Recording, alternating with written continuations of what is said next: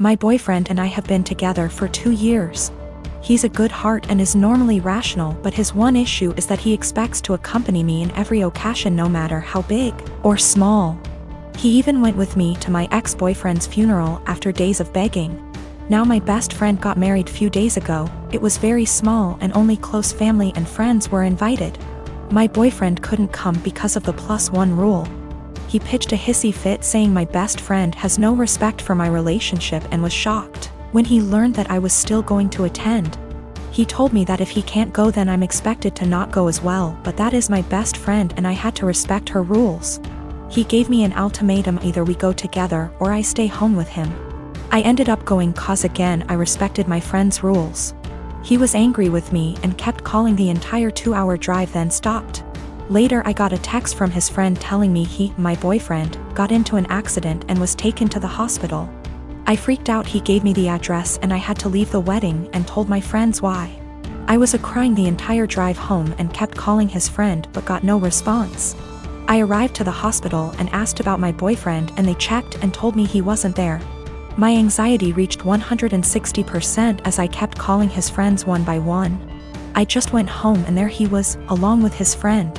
He saw me and said that he was sorry, but this was the only he can get me home after I left him alone. After the initial shock, I just blew up yelling at him about lying and making me leave my friend's wedding, and having me literally go to the hospital and freaking out cause of him. I kicked his friend out and we got into an argument.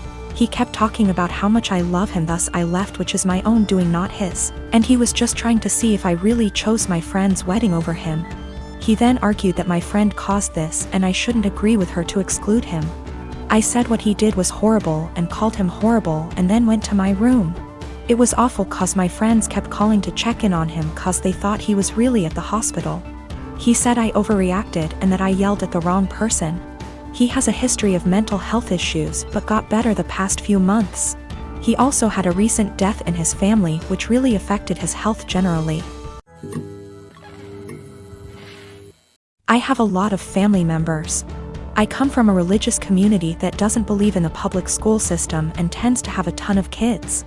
I have an older sister, Julia, a stepbrother, Ron, a stepsister, Molly, a half-brother, Joe, and a half-sister, Lucy. Growing up, all of us were homeschooled. This involved a lot of neglect, lack of textbooks or seasonally appropriate clothes / shoes, unheated house, and sometimes physical abuse. I lived mostly with my mom, but spent weekends with my step-family. Both houses were dysfunctional. My stepmom used to have a severe problem with alcoholism, although she's been better in the last few years. Ron is my best friend and I would be lost without him. We've supported each other through years of hard times. And we discuss a lot how our lives could have been different if we'd been sent to school or generally had a more healthy home life. Obviously, we don't want the same thing for our younger siblings, and don't want to see them struggling in minimum wage jobs while trying to study for a GED the way we're doing. When I went to visit him recently, I found that my stepmom had gone out of the country for an entire week and left the youngest two at the house. Ron and Molly both work. Molly hasn't been doing any homeschooling for about 2 years, and are out of the house for most of the day and night. I tried to help Lucy with her math homework, but she was extremely behind grade level and kept getting distracted because she had to make lunch or do chores. Joe spends all day in his room playing video games and gets no guidance from anyone. I tried to as gently as possible get him to do some reading, but he doesn't understand how serious the situation is, and obviously is having too much fun to care. So I called CPS and reported educational neglect. And obviously everyone knew it was me.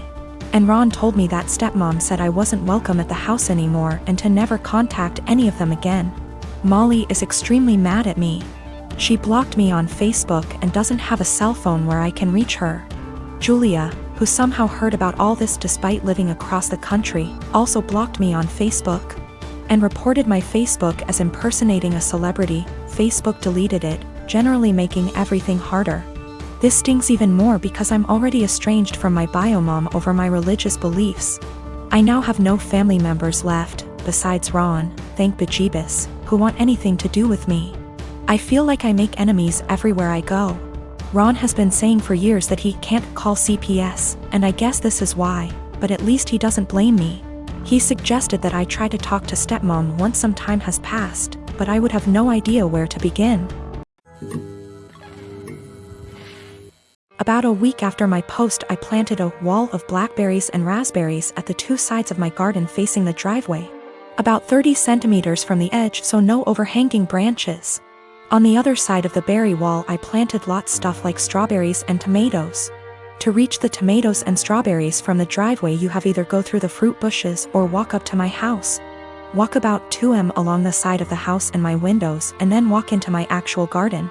Not something you do by mistake.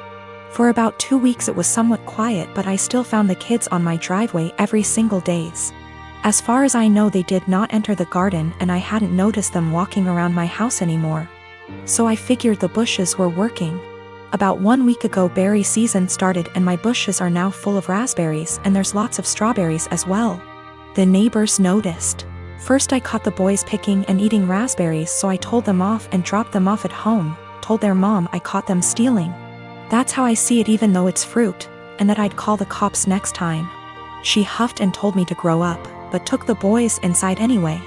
After that it was quiet up until yesterday afternoon, when I went out for a while and found the dad and his 2 sons right in the middle of my garden when I returned, clearing my bushes and plants. I didn't even confront them. Just called the cops from a distance as they hadn't noticed me yet, and started filming them after making the call. Luckily 2 cops showed up after 10 minutes or so, and they confronted the neighbor as they were still picking berries. They told them they were trespassing and that the berry picking was in fact considered stealing, and that I could press charges. For the first time I noticed a bit of fear in my neighbor. He was having trouble finding his words and kept looking back at his house. I guess hoping his wife would show to yell at the cops. They all went inside with the cops, so I just went home as well. After a while the cops came by and asked me if I wanted to press charges. I asked them if they felt like they scared the neighbor enough to stay away. I got a small smile and yes, about him, but the wife had just kept shouting at them and her husband about the little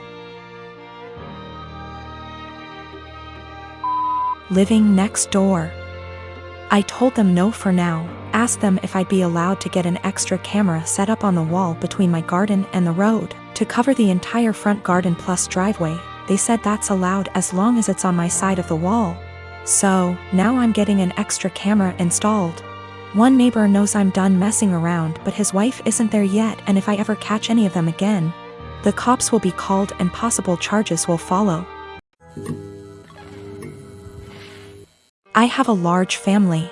Mostly aunts and female cousins aside from mom, stepmom, stepsister and grandmother. I don't know how to say this, but all those women I mentioned above are into teasing and joking. They've formed a unit, which I admit is kind of toxic. And they'd tease and roast every new woman that enters the family by marriage by setting up tests to see if they deserve to be part of the family, or roast their looks and styles to the point of breaking confidence and self-esteem down. Then after a few months of teasing, they'd announce that they've finally welcomed them into the family. The newest member would join in on the teasing too, which is crazy, as my dad says.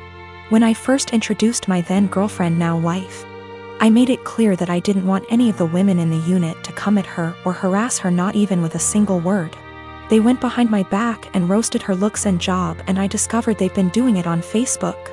I had them apologize one by one after they gave the "we're just testing the water to see if she's capable to be part of the family" excuse.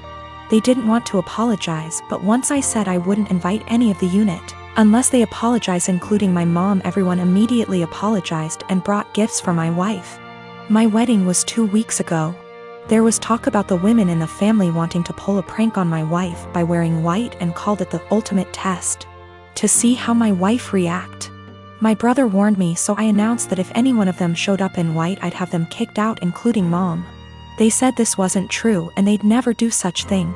But they showed up to my wedding one by one wearing white dresses, and each and every one of them was told to leave after they tried giving excuses by either making scenes or getting the men involved.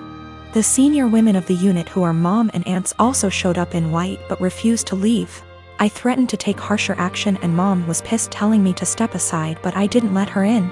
I had her leave while the men in the family were watching stunned. Dad was on my side and supported me a lot. I felt absolutely awful because my wedding was being interrupted by them making scenes. My wife was hurt beyond measure, but the women in the family were pissed. My cousin blasted me on social media later, saying I excluded all the women from the wedding because my wife was so insecure she couldn't handle another woman's presence at her wedding.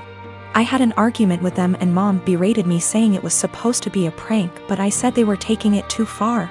Mom said I took it too far by kicking them out because they were trying to get reaction from my wife to see if she was one of those Bridzillas and were going to change soon as prank was over, but I ruined my own and entire wedding by reacting so aggressively. I stopped talking after she said I had to bring my wife and apologize. I haven't seen the lot of them in 2 weeks and they've excluded me from everything. I just want to explain that, this has been happening for years. The men in the family are split on this behavior. Some of them encourage it, like my uncle and my cousin's husbands. One is now an ex, and some are against it like me and my dad and brother. The women claim that there's nothing hurtful in what they do because they claim they're just looking out for us men and that their goal, ultimately, is to make sure the women who enter the family are decent. My dad always ends up arguing with my mom and grandmother since they're the ones who started this whole thing with their behavior and attitude towards other women. And I'm not sure if I should mention this, but my male cousin, who's a middle schooler, said he'd make sure to leave the country before even meeting any woman because of this, and it made me chuckle. Also, the dresses they showed up in were simple white dresses, nothing over the top, but still were white dresses. I realized they went ahead with their plans even after I stated what I'd do in that case.